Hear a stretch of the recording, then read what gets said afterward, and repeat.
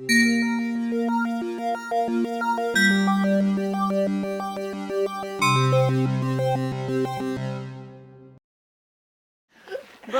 ici Gillian Kirkland. Nous sommes ici aujourd'hui avec Estelle Lucier et Ginette Marcoux de La Lanterne à Sainte-Cécile-de-Macham. Je suis la directrice de La Lanterne depuis 8 ans. Moi, je suis la responsable du centre de jour de La Lanterne pour des gens qui vivent avec la déficience intellectuelle. Écoutez, normalement, c'est notre semaine qu'on profite de ce moment-là pour faire une grosse sensibilisation auprès de la population pour expliquer qu'est-ce que c'est la déficience intellectuelle. Étant donné qu'on est dans le COVID, on ne peut pas faire aucune activité qu'on faisait par le passé. À partir du 13 mars de l'année passée, la vie de La Lanterne a complètement changé. Et on a la portion du centre de jour. Bien, dans la portion du centre de jour, bien, les participants ont des activités de stimulation, beaucoup, parce que notre but à nous, c'est de garder leur autonomie. La plupart de nos participants sont allés à l'école jusqu'à 21 ans. Fait qu'on ne veut pas qu'ils perdent de leur acquis au niveau cognitif, au niveau de motricité fine, puis au niveau de la socialisation et tout ça. Donc, quand ils reviennent, quand ils partent de l'école puis qu'ils s'en viennent dans des centres comme nous, notre principal but, c'est de leur permettre de garder leur acquis. Puis avec ce qu'on vient de vivre cette année avec le COVID, ça a eu un impact majeur au niveau des acquis de nos participants.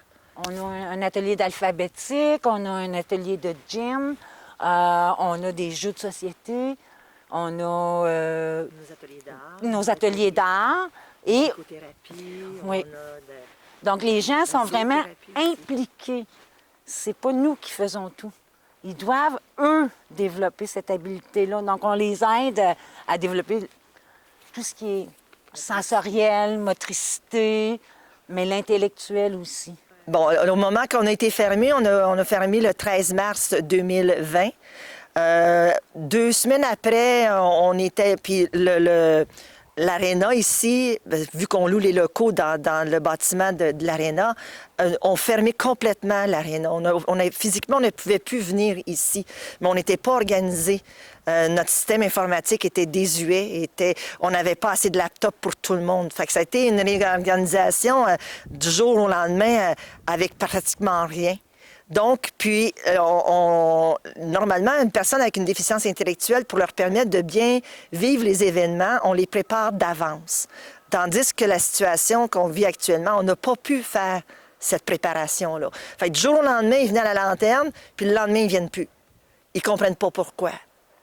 Ils ont même des participants qui nous ont dit, on a-tu fait quelque chose de mal? Pourquoi qu'on ne peut plus revenir? On a été, en réduit.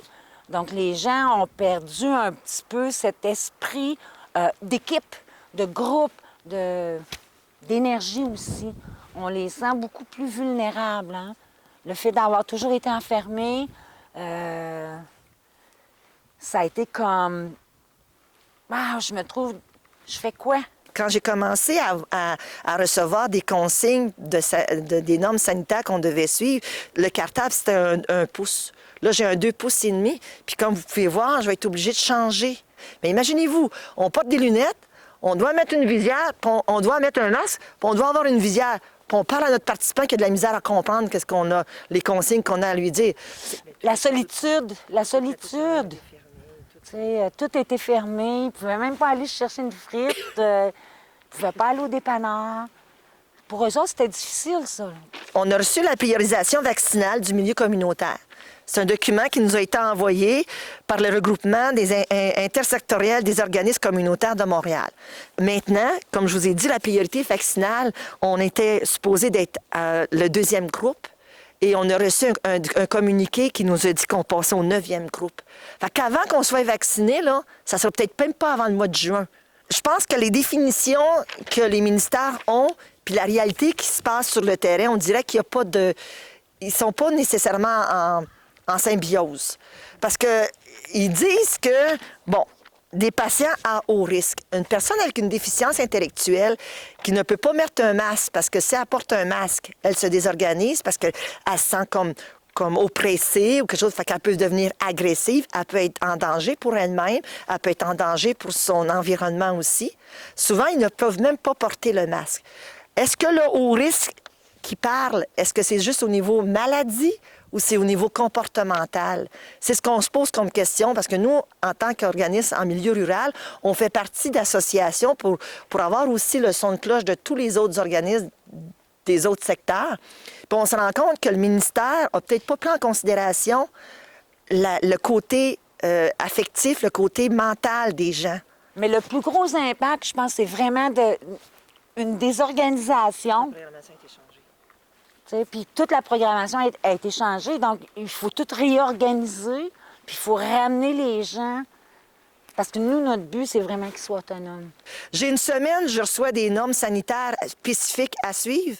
2 semaines après, c'est plus ça. Fait que c'était une grosse réorganisation.